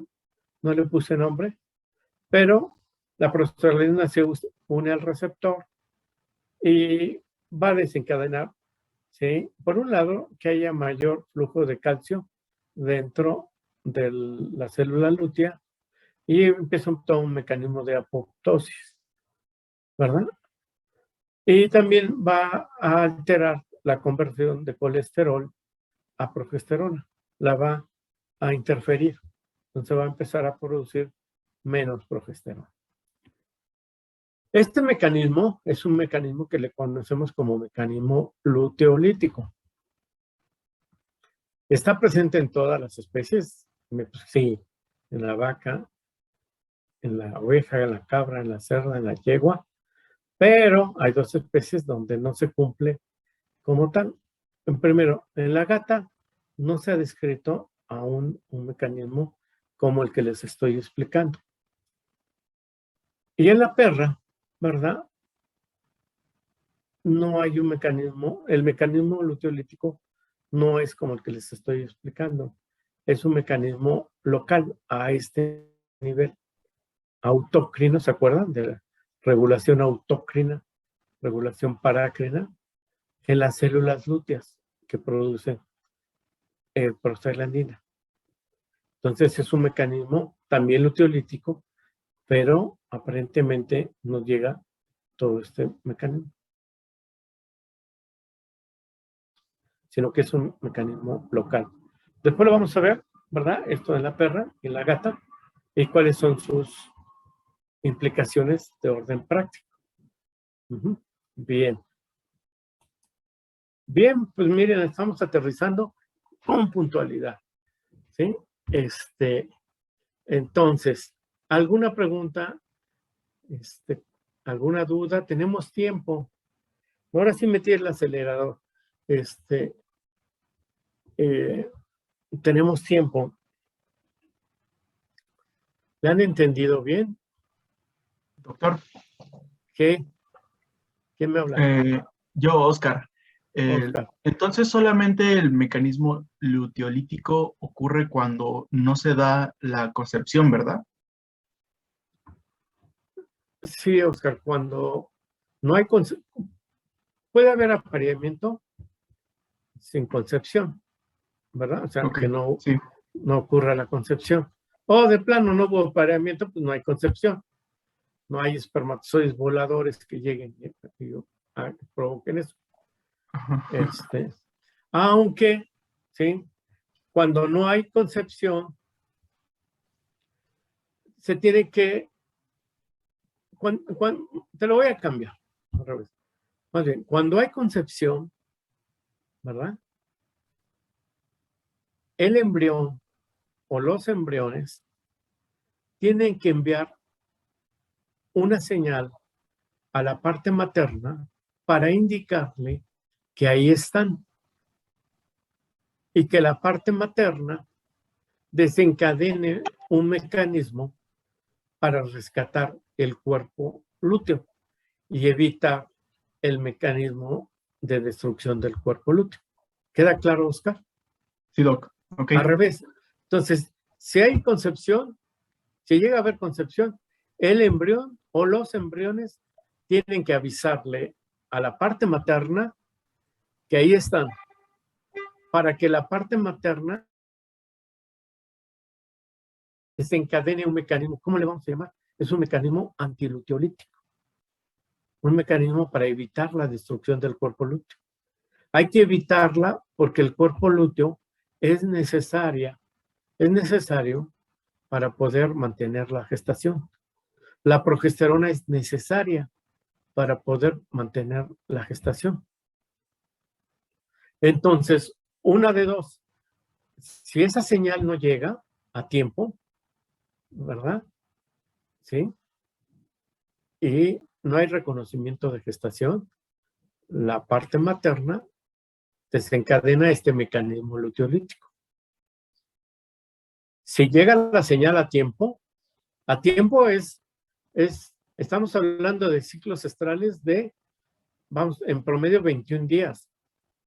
A tiempo tiene que ser, este mecanismo se desencadena, varía un poco la especie, pero más o menos se desencadena alrededor del día 16 del ciclo estral en animales que tienen ciclos estrales de 21 días. Entonces, antes del día 15, 16, el embrión tiene que informarle a la madre que ahí está para que ella desencadene un mecanismo antiluteolítico para poder rescatar el cuerpo lúteo. ¿Queda claro? Sí, doctor. Quedó clarísimo. Muy bien. Muchas gracias. ¿Alguien más? ¿Preguntas?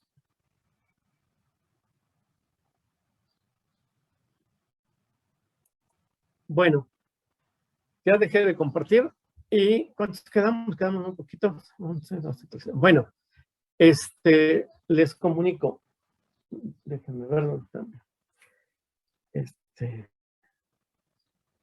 Ya les había informado ayer, pero no está por demás, que el examen lo cambiamos de fecha. En lugar de ser el próximo jueves, va a ser el próximo miércoles. Lo adelantamos un día. Entonces, es el miércoles 29 a las 9 de la mañana, para que lo tengan ustedes ya presente. Tienen que tener, por favor, ¿sí? Se los aviso de una vez, necesitamos monitorear, pues entonces necesito permiso para que, pues, estarlos viendo, ¿verdad? Y que tengan su micrófono y su video prendidas, ¿sí? Entonces, no es necesario hacerlo de esta manera. El examen abarca desde el primer tema que empezamos a ver, anatomía, hasta lo que veamos el lunes, que el lunes vamos a ver básicamente diferencias del ciclo estral entre las especies. Vamos a ver, no todas se apegan al modelo que les acabo de describir. Hay unas que ovulan en fase lútea, ¿verdad? Y ya hemos visto algunas no tienen descarga abrupta, sino persistente, etc. Entonces, el lunes acabamos ciclo estral y hasta ahí abarca nuestro examen. Les recomiendo que lo preparen, ¿verdad? Yo creo que está por demás porque ustedes son estudiantes y dicen que a eso se dedican y no lo dudo. Entonces prepárenlo porque además una cosa importante.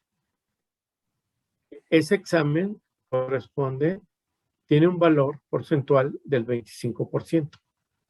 Entonces, está en juego el 25% de su calificación final. Yo creo que es importante. Bien, entonces yo creo que no hay mayor dificultad para presentarlo. Los demás exámenes, ¿sí?, se van haciendo más complicados, que aunque no son acumulativos, eso es muy relativo, porque los conocimientos se van a ir acumulando y aplicando. Por ejemplo, para tratamientos hormonales necesitan saber cicloestral, si no, no los van a entender. Entonces, ténganlo presente. El cambio de, ¿cómo se llama? De día de examen. La otra es lo siguiente. Anoche les puse un comunicado en el tablón ahí del grupo, donde les estoy pidiendo cierta información. Les explico. El departamento de reproducción, estamos ya organizando la posibilidad de dar algunas prácticas, ¿verdad?, al final de esta parte teórica, que sería más o menos para los meses, yo me imagino, creo que es noviembre, diciembre, por ahí así. Entonces, para poder organizarlo, ahora está medio complicado porque nos están pidiendo que las partes prácticas las podemos dar en un solo día y por bloque de materias. Entonces, en el bloque, que no sé ni cuáles materias hay, me indican que están las prácticas de parasitología y reproducción nada más. Entonces, lo que se quiere es que el día que vengan ustedes a práctica de reproducción, ese mismo día tomen la práctica de parasitología, pero sinceramente, como está en chino, organizar 10 grupos y hacerlos congeniar en esa forma. Pero bueno, entonces están pidiendo su nombre, bueno, todos ustedes, están pidiendo si están interesados en tomar la práctica. No son obligatorias, la asistencia es voluntaria y me están pidiendo también que les informe que de preferencia sean alumnos que ya tienen su doble esquema o el esquema de vacunación, de preferencia. Entonces, por eso les estoy pidiendo su nombre, que me digan si están interesados o no en las prácticas. Si no están interesados, no hay ningún problema. Nos lo indican y nos lo indican, no hay ningún problema, ¿sí? Pero sí nos ayudan mucho porque no estamos programando entonces de un número real de alumnos, ¿sí? Y la otra es que lo que se vuelve muy conflictivo, que yo lo veo, es me están pidiendo que si están cursando el bloque o están fuera de bloque, porque si están en bloque, pues está más fácil ponerse de acuerdo con la profesor de parasitología y hacer la programación. Si están en otro bloque, pues esto ya está muy, muy complicado. Entonces, por favor, contésteme esas 3 preguntas o 4 ahí en el tablón mismo y ya recibí las de Denise, las de Itzel Torres y la respuesta de Brian. Entonces, muchas gracias, pero me faltan 10, ¿no? Entonces, me están pidiendo que les envíe la información a más tardar el día de mañana. Entonces, voy a asumir que si mañana no tengo la respuesta de ustedes, de que no están interesados. Entonces, hasta ahorita nada más tengo 3 interesados. Entonces, si de aquí a la mitad de mañana, a la 1 de la tarde, no recibo información de ustedes, asumo que no están interesados en tomar la parte práctica, pues, ¿sí? Bien, a ver, entonces, preguntas. Todavía tenemos un tiempecito. Está Ari. Sí, Adelante. doctor, yo tengo 2 preguntas. La primera es si las prácticas serían ahí mismo en la facultad. Sí, las prácticas ahorita, y esto en general, para que ustedes tengan idea, las foráneas, las que hay que tomar autobús y ir a otro lugar. Por ejemplo, nosotros tenemos varias foráneas, pero tenemos 2 de transporte hasta Tequisquiapan y otra a Jilotepec. No se van a programar. O sea, no se van a programar prácticas de tipo foráneo. Se están programando básicamente para reproducción, las prácticas que son dentro de la facultad. Por ejemplo, la de palpación, hacerlo en palpación en bancos, lo de diagnóstico de gestación, con ultrasonografía, lo de obstetricia, quizá lo de inseminación, y la única práctica de especies que se está planteando es la de perros, ¿sí? La de perros. Las demás de desplazarse, no. Sí, Alejandra Morales, a ver, aquí la tengo. Alejandra Morales, Diana, ¿no? ¿O qué? No, aquí tengo en el chat a Yo, Diana Hernández. Sí, ¿Diana? ¿Quién me habla? Alejandra. Alejandra. A ver, Alejandra, ¿cuál es la pregunta? Vale. No tengo preguntas. Sí, es que, bueno, Una, muy bien, entonces no te preocupes. Doctor, ¿Alguna otra entonces, pregunta? yo, A ver, se vámonos responde el despacito. correo que nos Fernanda. envió, ¿no? Le mandé lo Sí. de lo de las prácticas en su correo, se lo acabo de enviar. No sé si era ahí. Sí, sí, Pero, sí. ok. Sí, miren, Gracias. de lo de las prácticas otra vez.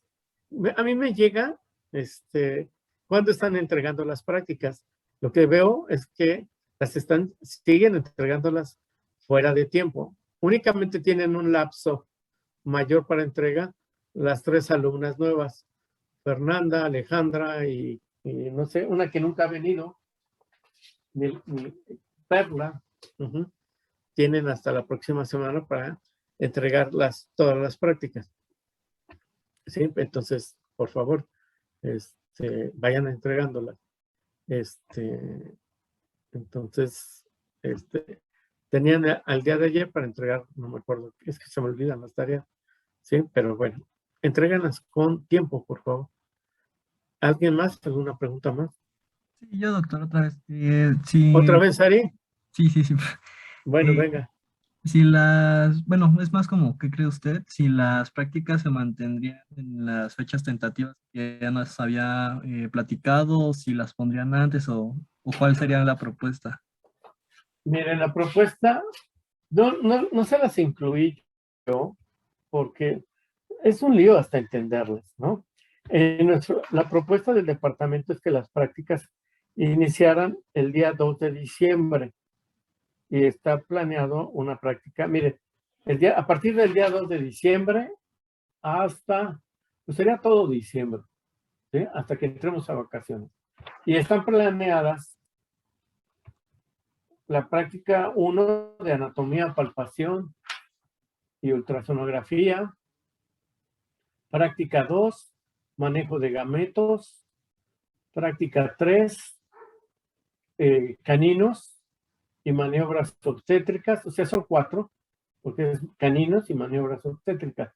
Serían 4 prácticas nada más. Todas serían en Ciudad Universitaria, ¿verdad?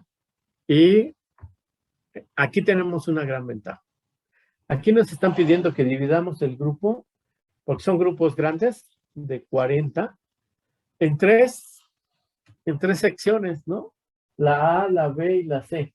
Y es un lío tratar de entender, por eso no se los incluí. Entonces tenemos la gran ventaja de que tenemos un grupito pequeño. Bueno, un grupo, ¿cuántos somos? 13.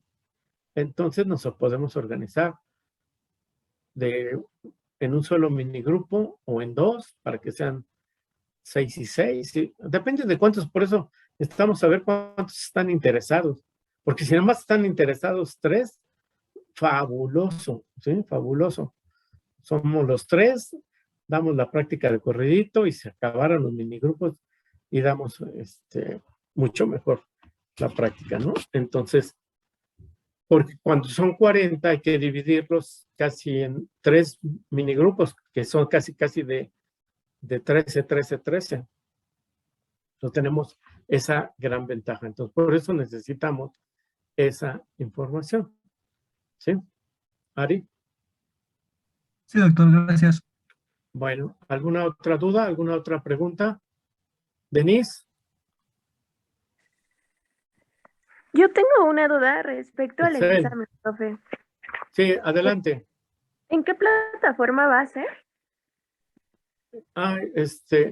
El examen es en Moodle, pero se conectan, para eso técnico, está por aquí Iván, no está. Iván Santos. Se usa Moodle, pero se conectan por Zoom para poderlos estar monitoreando. ¿Pero no nos tenemos que inscribir antes o algo así? Sí. El lunes les vamos a dar esa información. Ah, ok, vale. Sí, eso es muy bueno. Gracias, Ixel, por preguntar. Gracias. El día del examen ya deben de estar inscritos, se los aclaro, para que puedan ustedes empezar su examen y hacerlo con tranquilidad. ¿Sí? A pesar de que les decimos siempre de que se inscriban antes, nunca falta el día del examen 1, 2, hasta 3 personas que no pueden entrar, que quién sabe qué, que quién sabe cuánto, pues porque no se han ni siquiera inscrito. Entonces, el lunes próximo les damos las indicaciones. No los dejamos solos sin información sobre el examen, ¿sí? Bien. Entonces, mi super recomendación es que revisen todo lo que hemos visto y preparen un buen examen para que tengan una buena nota, pues. Y después no estén al final del semestre con que les deje un trabajo especial, con que ustedes vinieron a todas las esto, que participaron, que les deje una tarea especial. No. Lo que puedan hacer, y miren, estamos en excelente momento, lo pueden hacer desde ahorita, ¿no? Y lo que pueden hacer es acercarse a sus libros, a sus apuntes, ¿no? Nada más, o sea, si tienen alguna duda de algún concepto, de alguna cosa de este tipo, están los correos, los correos de los 2 Ivanes, el mío, está el Classroom, y con todo gusto, ¿no? Si hay alguna duda, alguna aclaración. Bien. ¿Quedó claro, Vicente? Sí, Doc, gracias. Bueno, ¿alguna otra más? ¿Alguna pregunta, alguna duda, algún comentario? De no ser así, miren, pues terminamos muy bien. Son 5 para las 11. Entonces, pues no me resta más que desearles buen fin de semana. Pónganse a trabajar. Ya hasta aparezco su papá. Pero bueno, pues están dedicados a eso, a estudiar, ¿no? Y nos vemos el lunes para terminar ciclo estral. ¿Sí? Pónganse a estudiar. Si tienen alguna duda, el lunes lo podemos aclarar. Bueno, pues que pasen buena tarde y nos vemos el próximo lunes. Hasta luego. Gracias, doctor. Muchas gracias, Doc. Que les vaya bien. Hasta luego, doctor.